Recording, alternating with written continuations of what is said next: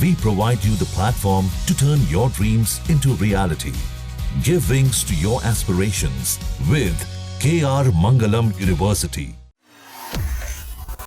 और मैं जिस विधा में काम कर रही हूँ अब, या जिनसे मेरा रोज़मर्रा के दिनों में साबका होता है, वहाँ तो बल्कि मैं हैरान हूँ कि हिंदी को लेकर, ना सिर्फ हिंदी को लेकर बल्कि भाषा को लेकर कई तरह के नए प्रयोग किए जा रहे हैं और उनसे ख़ुद को अपडेटेड रखना अपने आप में चुनौती है।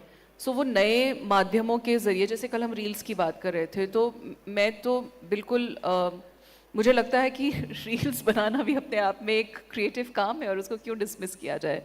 बात ये है कि किसी भी भाषा का जो काम होता है वो संवाद करना होता है, एक बात को दूसरी जगह तक पहुंचा पाना, दूसरे इंसान तक पहुंचा पाना, किसी के जहन और किसी के दिल तक उतर पाना, उसका सबसे बड़ा उद्देश्य होता है। तो उस लिहाज से अगर किसी भी माध्यम के ज़रिए भाषा पहुंच रही है तो जाहिर है वो रचनात्मक काम है और उसको डिसमिस नहीं किया जाना चाहिए।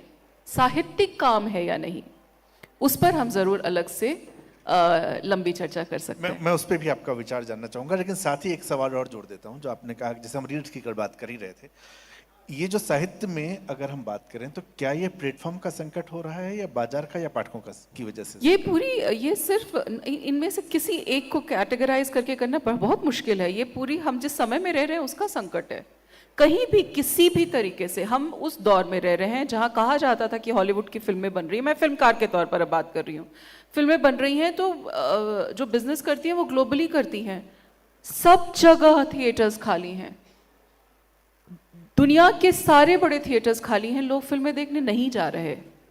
सब जगह माइक्रो फिक्शन बनने लगा है, सब जगह उपन्यास कम पढ़े जा रहे हैं। इस साल का बुकर प्राइज, वो अपने आप में, इस साल का एक बुकर प्राइज एक शॉर्ट स्टोरी कलेक्शन को जाना अपने आप में एक बहुत बड़ी बात है, क्योंकि न सिर्फ उस विधा को पहचान दी गई पर यह मान लिया गया कि सिर्फ उपन्यास ही साहित्य का इकलौता जो फ्लैगशिप जो है वो नहीं है।